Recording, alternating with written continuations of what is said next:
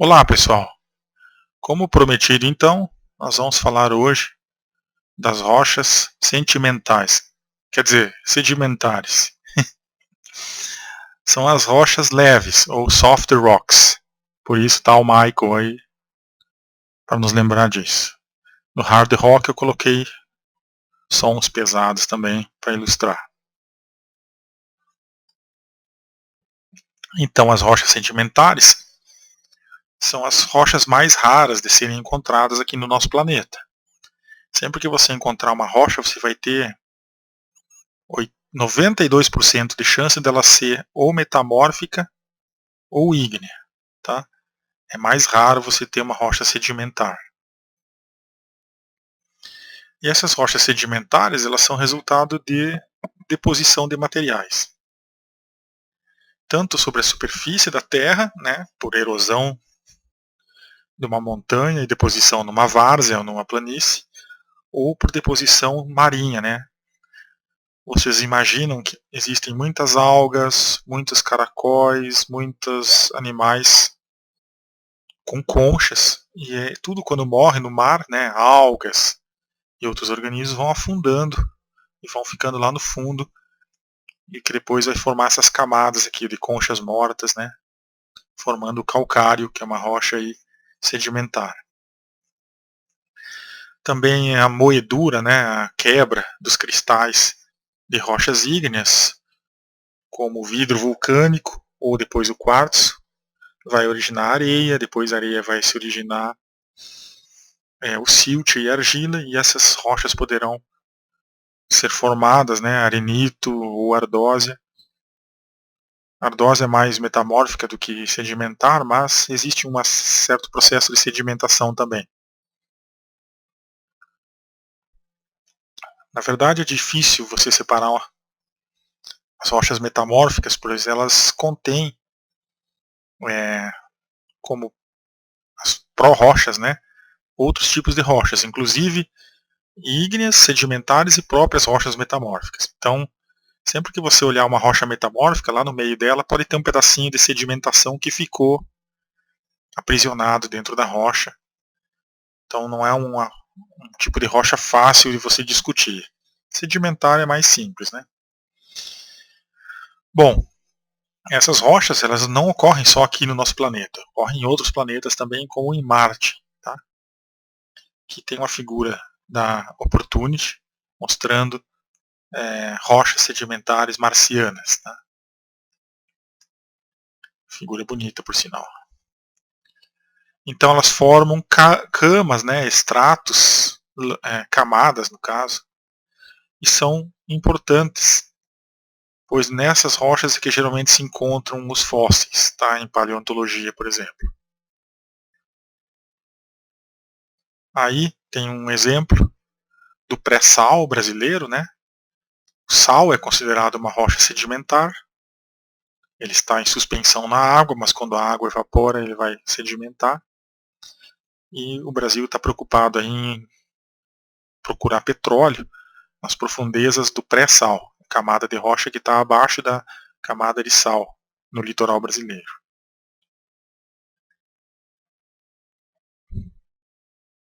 Então isso aqui ilustra bem o sal em suspensão, ele afunda, forma uma camada salina. Lá no meio pode ter um depósito enorme de organismos que morreram, né, num período curto do tempo e foram soterrados, originando depois o que vai ser o petróleo, que a rigor também não é rocha, né, pois é líquido. E depois tem outras camadas com sal, camadas com água e outros tipos de coisas no fundo do oceano. Então o pré-sal vai trabalhar com rochas sedimentares. Existem 4 grandes grupos, né, de rochas sedimentares. Clásticas, depois as bioquímicas ou biogênicas, que de novo desafia o conceito, né? Alguns autores excluem rochas com origem biológica, mas aqui elas estão incluídas. Químicas e vulcânicas ou de outros processos. Tá? Mais aqui o 4 seria de outros processos do que vulcânicas. Né? As clásticas é transporte de fluidos móveis. Tá? Então, é mineral depositado por água. Aí elas podem conter quartzo, feldspato, silt e mica, depositadas, depois por longos períodos de tempo vão originar as rochas sedimentares.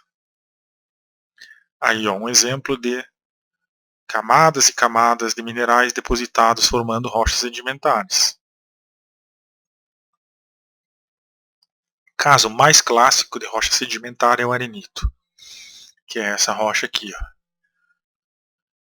Muito bonita, né? Você pode até perceber momentos em que talvez a areia estava mais suja, a areia estava mais limpa, foram depositadas essas areias por longos períodos de tempos em várzeas, depressões no fundo do mar e por aí vai.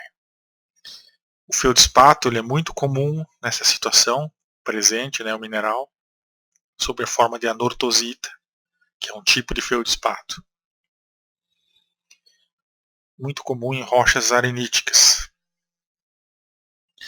É um dos primeiros minerais descobertos em Marte e o mineral mais comum na Terra.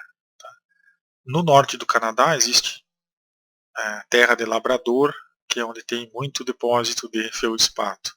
São essas rochas claras aqui, cobertas por uma água azul, né, do mar. E o aquífero Guarani, que também é uma estrutura geológica importante, um recurso geológico importante do nosso país e também do Uruguai, Argentina e Paraguai, é um grande volume de água acumulado entre espaços de arenito, certo?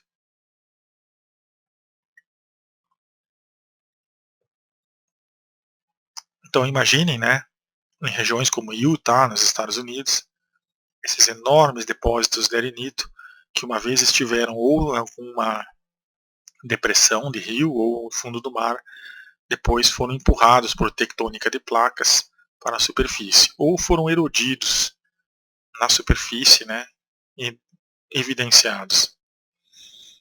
O aquífero Guarani, a temperatura da água aqui está a 100 graus Celsius e é uma área enorme no subsolo do Brasil com essa água superaquecida que poderia ser utilizada como uma fonte hidrotermal, né, para energia, ou no caso aqui do Rio Grande do Sul, poderia ser utilizada já, fazer alguns encanamentos do aquífero Guarani e já distribuir a água para o chimarrão dos gaúchos direto aí, eu incluso, né?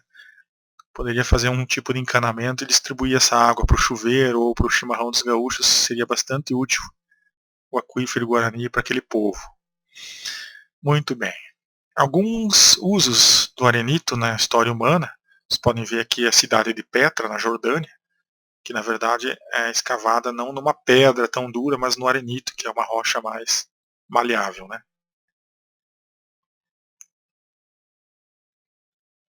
Vocês podem até ver aqui, ó, as manchas que tem de deposição, ó, diferentes quantidades de silício, diferentes silicatos aqui foram depositados e tudo foi escavado depois aqui nesse arenito, nessa bela cidade na Jordânia. E não é pequeno, né? Olha o tamanho de uma pessoa. Só que é decepcionante quando você entra lá dentro. Você imagina que vai ter um labirinto, muitas salas. Na verdade é uma única sala, certo? Não tem mais do que uma sala aqui dentro. Sinto muito desapontá-los. Você acha que vai ter como se fosse uma catedral, né? Com vários pilares e coisa e tal. Não tem nada lá dentro. Só tem uma sala de 9 metros e acabou. Outros usos do arenito, e o arenito aqui na Rússia, ó, acumulado em longos processos de deposição nas planícies da Sibéria. Acreditem, para você tomar aqui dentro um chazinho, alguma coisa, e quando derrama um pouco, o, o pirex aqui, né, é de arenito, alguns. Porque a areia tem essa capacidade de ser permeável, né, microporos, e entra ali, aqui também a água, né, ou a cerveja. Tem alguns bares que tem isso aqui, ó, né, o pirex para pegar a cerveja que escapou um pouquinho, ou a água que condensou no seu copo de cerveja, fica retida aqui no arenito. E é essa permeabilidade que permite passar água aqui, acumular água, que faz com que essa rocha seja uma rocha importante na retenção de água, como eu acabei de explicar. O Grand Canyon também é em grande parte aí formado por rochas de arenito que foram escavadas pelo rio, né, deixando aquela bela paisagem que existe agora. Aleijadinho fez esculturas em arenito, se não me falha a memória, ou pedra-sabão.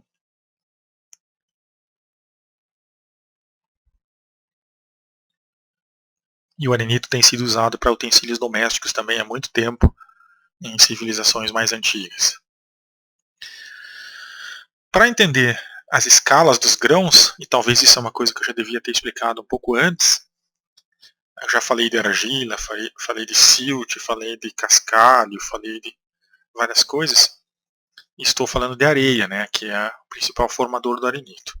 Qual é a definição, né, de tamanho em milímetros desses grãos?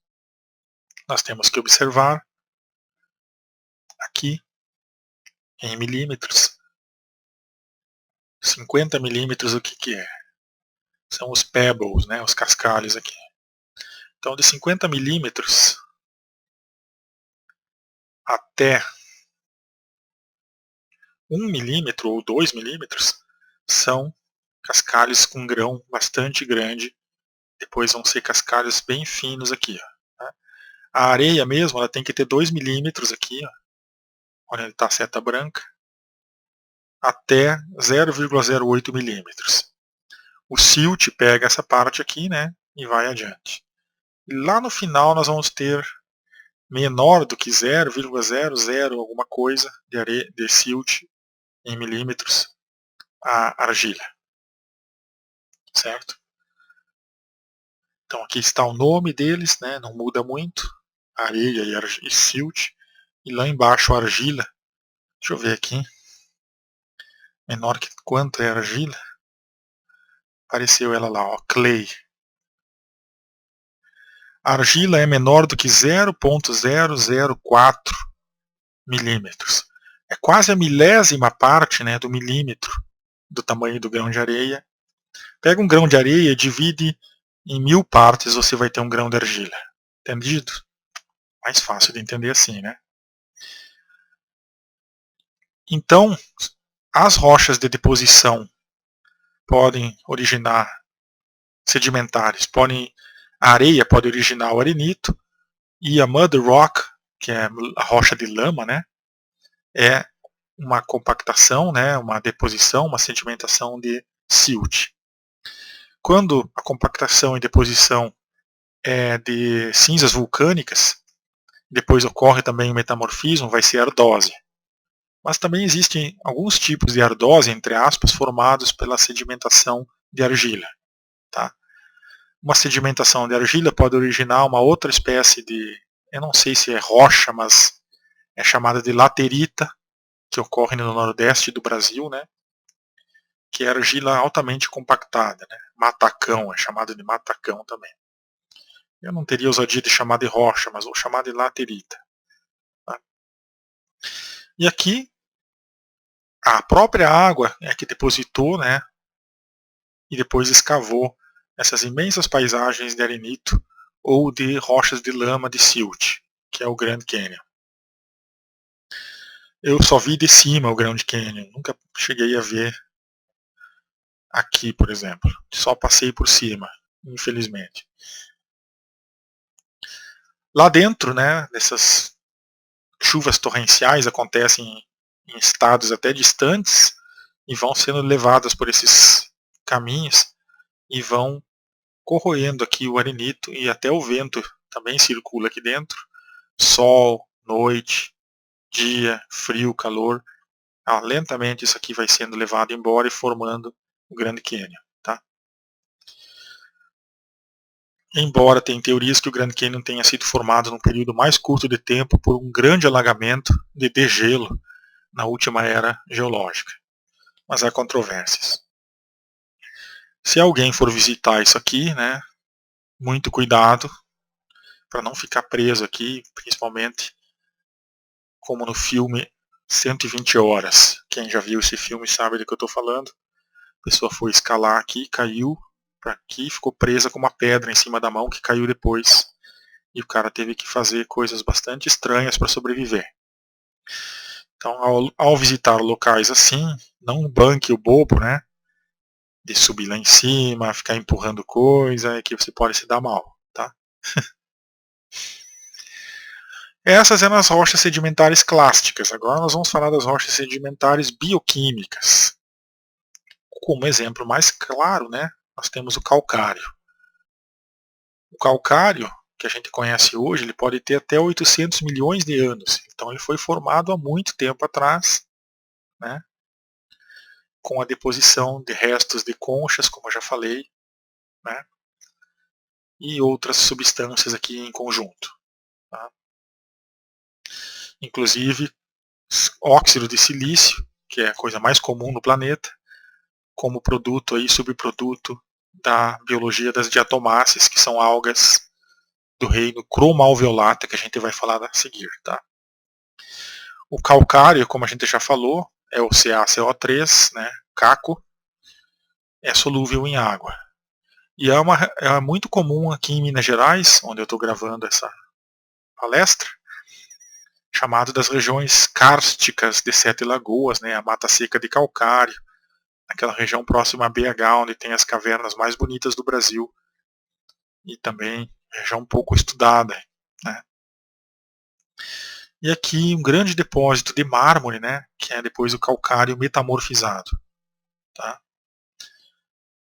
Então, aqui a gente tem agora as algas. Inclusive, as algas verdes produzem exoesqueletos, né, de calcário. Elas conseguem entrar na sua dieta calcário, né, gás carbônico ela tem, porque ela faz a fotossíntese e transforma em açúcares, né, e o cálcio ele acaba entrando junto no metabolismo da alga e ela acaba construindo uma espécie de esqueletozinho. Essa alga verde, Halimeda ou Puntia, ela justamente se chama Opuntia porque parece um cactus aqui, ó. Essas folhas da alga, né? Essas divisões aqui da alga. E ela fixa carbonato de cálcio, ela tem uma espécie de esqueletozinho. Depois, quando a alga morre, fica o esqueletozinho branco, isso aqui afunda no mar e vai formar o calcário. Aí está um exemplo de como é essa alga verde, reino Viridiplantae, né, das plantas verdes. E a gente vai ver que algas elas ocorrem em 3 grandes reinos da vida: Viridiplanta, Cromalveolata e depois em protistas também. Tem os paramércios, aqueles animaizinhos pequenos que têm cloroplastos lá. E algumas algas têm essa capacidade de, na sua alimentação, acumular grandes quantidades de carbonato de cálcio e depois eles vão se transformar no que a gente chama de calcário. E aqui está um exemplo bastante ilustrativo, né, dessas algas em conjunto com os recifes de corais, que aí são animais também que fazem isso. E moluscos também fazem isso. Então existe uma grande parte da vida oceânica capaz de processar o gás carbônico, fixar ele na forma de carbonato de cálcio, que depois vai se tornar o calcário, e depois vai se tornar o mármore, que depois vai se tornar a sua mesa de mármore. Tá? Aí, ó, como parece um cactus, essa alga, né? A opuntia, né?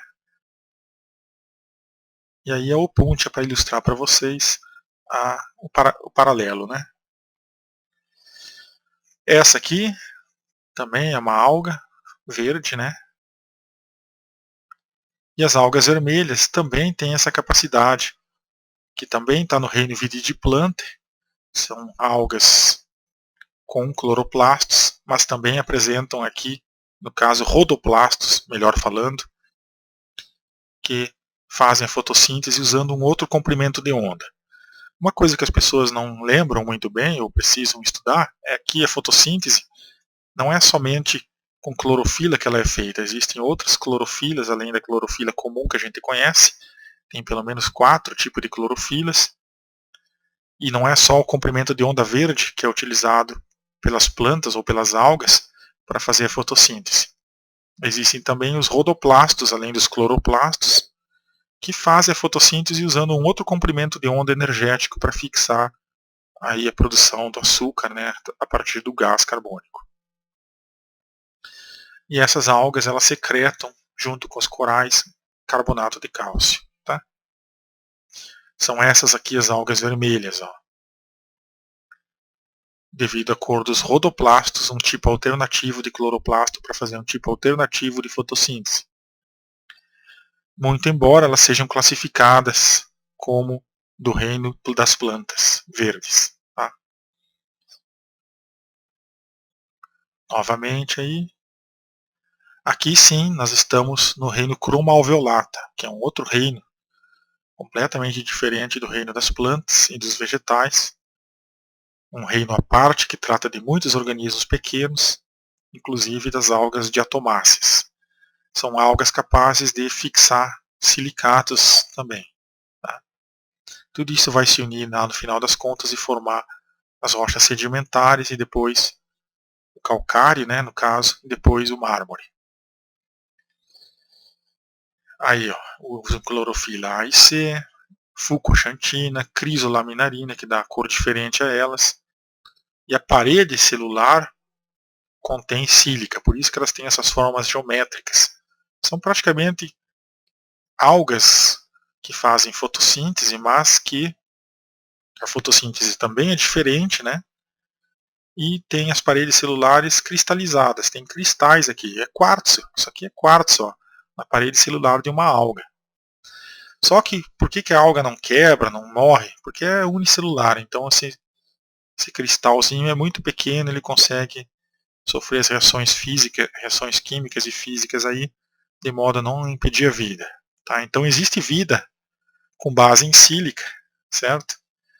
Não base em sílica, mas usando sílica, né? Nas plantas ela também vai ocorrer para proteger as células das plantas superiores, né? Então quando se fala que a vida poderia ser baseada em sílica, ela já é em parte baseada em sílica, não é uma vida unicamente baseada em carbono no nosso planeta. Aí estão as diatomáceas, né, com essas belas formas geométricas, devido à cristalografia aí da sílica presente nas paredes celulares, como uma forma de proteger essas pequenas diatomáceas, né, que ocorrem em água doce ou marinha, mas são do reino cromalveolado. Tá? Tem cloroplastos com menos paredes do que outros organismos, ou mais paredes, tem outras substâncias de reserva, tá? Os flagelos também lá na hora da reprodução tem algumas diferenças para outros reinos e aí por aí vai. Aí ó, alguns exemplares de diatomáceas. Meridium, parece um leque, né? Fragilária, parece uma estrela. Isso depois apodrece, morre e fica os exoesqueletos dessas algas, vai formar o calcário. Essa aqui parece um piano, né? Um teclado. São bonitinhas, né? Aqui detalhe da reprodução, se alguém tiver interesse em estudar, vou deixar aí para vocês, tá? Foi descoberto em 2011, só a título de curiosidade, que essas algas também são capazes de produzir ureia a partir de amônia, né? Que tem mais a ver com o metabolismo que tem nos animais do que nas plantas, tá? E aí está o trabalho para que não me deixa mentir, né? E a argila marinha, que depois vai se transformar em algumas rochas, né? Por metamorfismo ou por sedimentação, vem da parede dessas algas, certo? Então, na nossa natureza, tudo se transforma, né? Aí tem a classificação delas, conforme até a estrutura cristalina quase que elas possuem, né, da parede celular. Como que é a reprodução. E aqui depois que elas morrem, ó, que eu queria mostrar para vocês por que são formadas rochas a partir de algas mortas. Ó. Parece até um edifíciozinho, né? Fica lá o esqueleto de sílica, que é o que vai originar o calcário depois. E isso tem sido usado até em engenharia, né? O entendimento das quanto de material vai para fazer cada andar, de forma a construir estruturas resistentes e econômicas.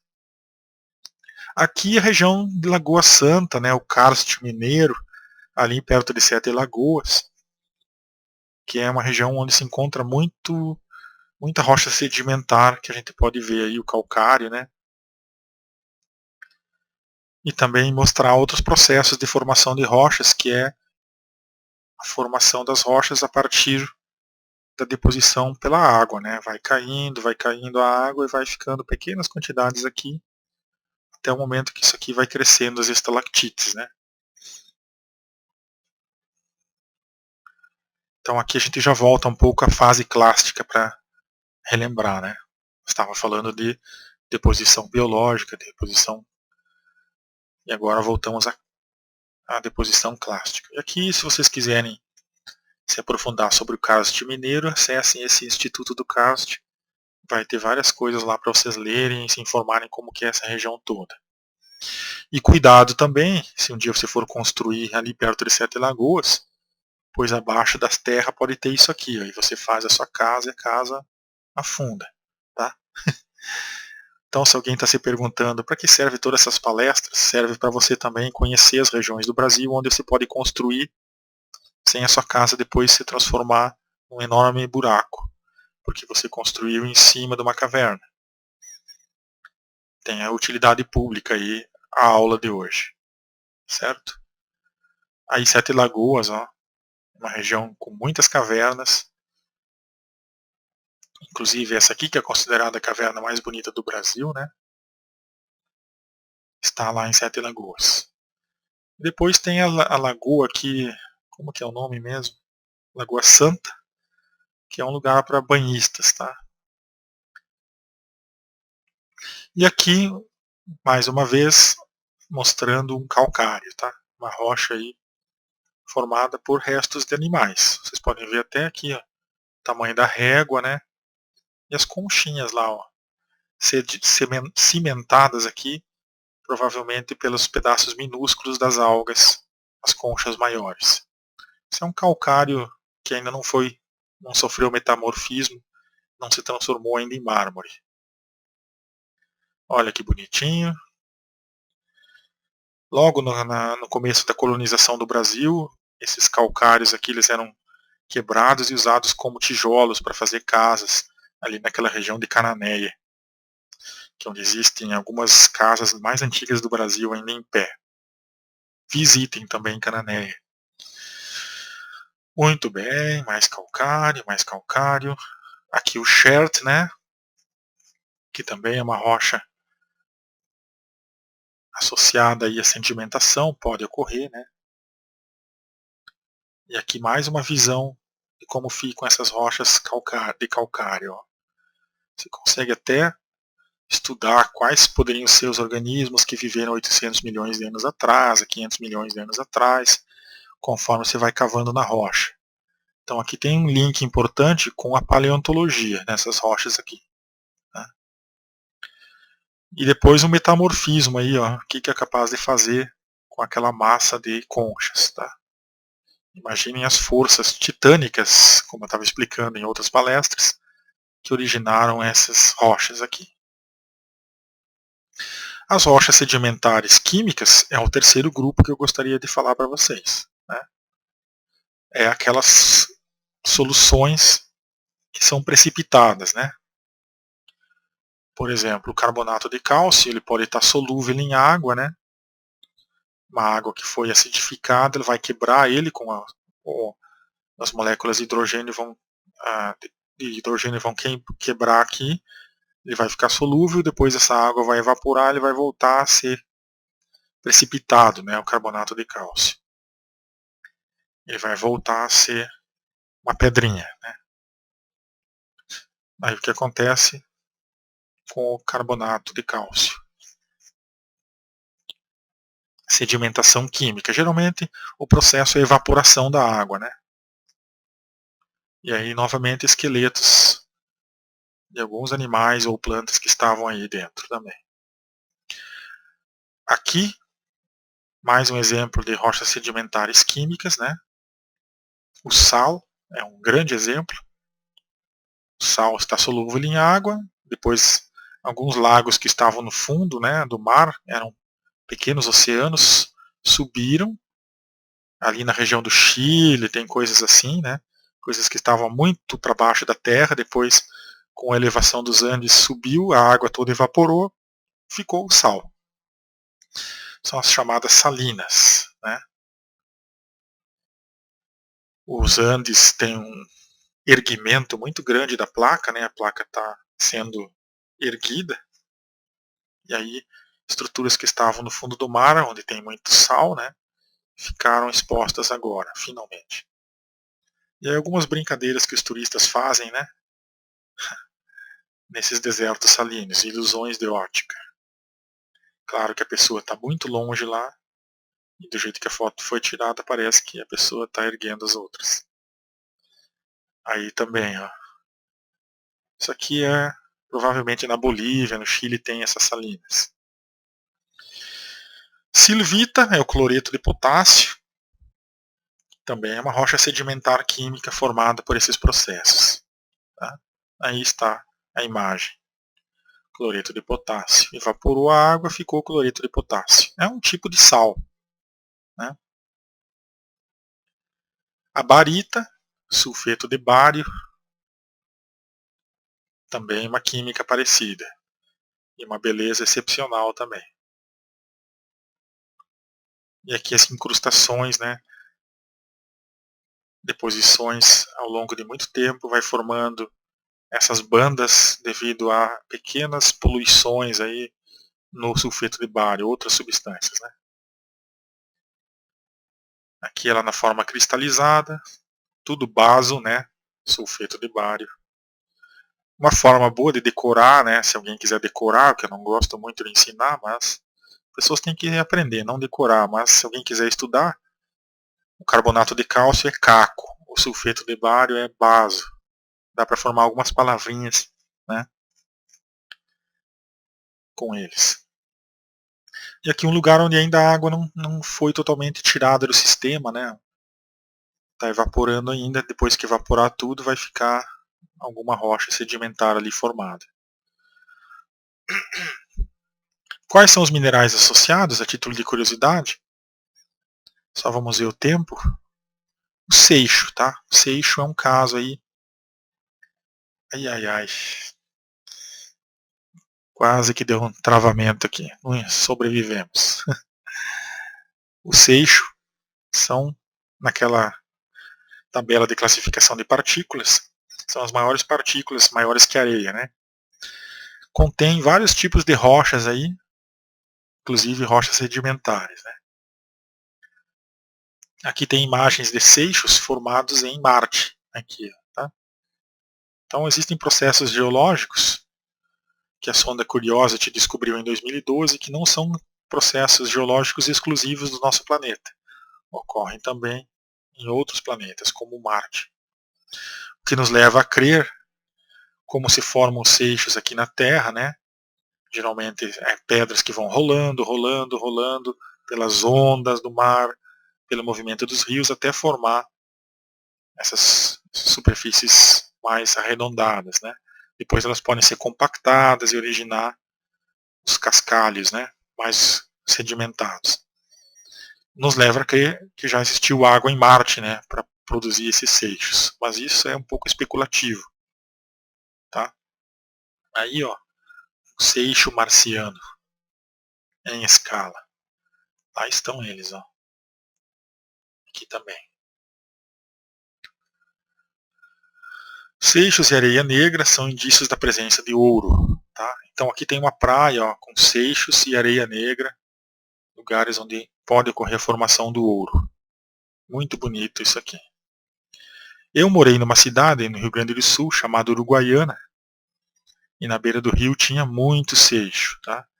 Então o processo envolve a água, o processo de arredondamento dessas pedras ao longo de milhões de anos, o que nos leva a crer que talvez em Marte existiram rios. Tá? O gesso também é uma rocha sedimentar química. A dinâmica do gesso é: coloque água ou tire água. e você vai ter ele hidratado ou não. Se você hidratar o gesso, ele vai eliminar o calor, né, da reação e vai se transformar naquele gesso que é mais maleável, né, hidratado, a cal hidratada, e você vai poder usar em construção. Para retirar a água do gesso, você tem que aquecer o gesso, né, e aí você vai tirar essas moléculas de água e ele vai voltar a se tornar um mineral, chamado aí de dolomita, se não me falha a memória. O que acontece quando você põe a água no gesso é que o calor que foi necessário para ele secar vai ser liberado quando você adiciona água. Por isso que quando você hidrata a cal virgem é essa aqui, ó, é KSO4, né? CaSO4. A cal hidratada tem a água. Quando você hidrata a cal virgem, libera calor e é uma coisa que você tem que ter cuidado ao fazer, né? Já vi muita pessoa fazendo a hidratação do cal para depois usar para fazer um reboco bem claro, né, na casa e quase se queimar no processo, porque libera o calor que foi necessário para ela ficar desidratada e seca em forma de rocha para você poder colocar ela no saco e vender, né, na loja. Depois você hidrata ela, libera o calor e isso pode dar perigo, né? Pode até causar queimaduras na pessoa. Então cuidado aí com a cal hidratada. E aí as várias formas que ela pode assumir, né? Então a bassanita é um tipo de cal, né? É o chamado de gesso primário. Né? Então perdeu-se algumas moléculas de água, ele ficou nessa forma aqui, ó, forma de mineral. E aqui algumas reações químicas que eu não vou entrar muito em detalhe de como é formado. Acabei de explicar, né, como que se hidrata e desidrata, e aqui está mais a química dessa história toda. Eu gostaria de mostrar o uso do gesso também, né, nas esculturas de gesso. Então ele é usado em cimentos, em fertilizantes, né, e na hora de desidratar ele é aquecido e forma pasta de Paris, né. Então você parte do KSO4 inserindo calor, essa molécula de água vai se perder, né, e vai ficar com esse resultado aqui, e as moléculas de água livres. Vai ficar assim, ó. A anidrita, isso aqui é o final da reação, ó, de fazer a pasta de Paris, que é aquecer o gesso hidratado e ele liberar a água. Ele tinha lá no começo 2 moléculas de água, ele vai ficar com meia molécula de água, e vai liberar essa molécula de água com adição de calor. Se você colocar a água de novo, vai liberar o calor necessário para ele ter sido desidratado e vai formar a cal hidratada. Tá? E aqui quem descobriu todas essas reações, né, essa dinâmica de formação de rochas pela perda de água foi o Ziegler. Tá? E aqui no microscópio as moléculas de gesso. E aí tem vários tipos, né? Tem os carbonatados, né, calcita, magnesita, dolomita. Depois tem os gessos sulfatados, né, anidrido, gesso mesmo, cainita, polianita e aí vai. Tá?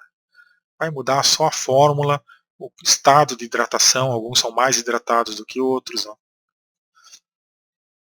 São menos perigosos, né? E como o gesso ele estabiliza bastante o pH do solo e deixa até o gosto menos ácido dos morangos, das hortaliças, das frutinhas, vocês podem, da acerola, por exemplo, vocês podem aplicar o gesso nas plantas para elas produzirem frutos mais doces, tá? E como o gesso tem o SO4 junto e o enxofre também é uma coisa importante na indústria, né? E além do cálcio, na indústria de adubação, houve uma guerra nos Estados Unidos por causa de depósitos de gesso, que é a Guerra do Gesso.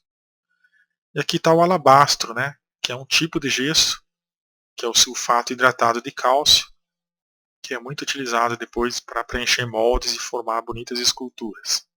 E isso já vem desde a época dos egípcios, essa escultura utilizando gesso. Nós estamos bem ao final aqui das rochas sedimentares e já encerrando nossa revisão aqui de rochas. Só vou apresentar os últimos 4 slides aqui e a gente acaba, tá?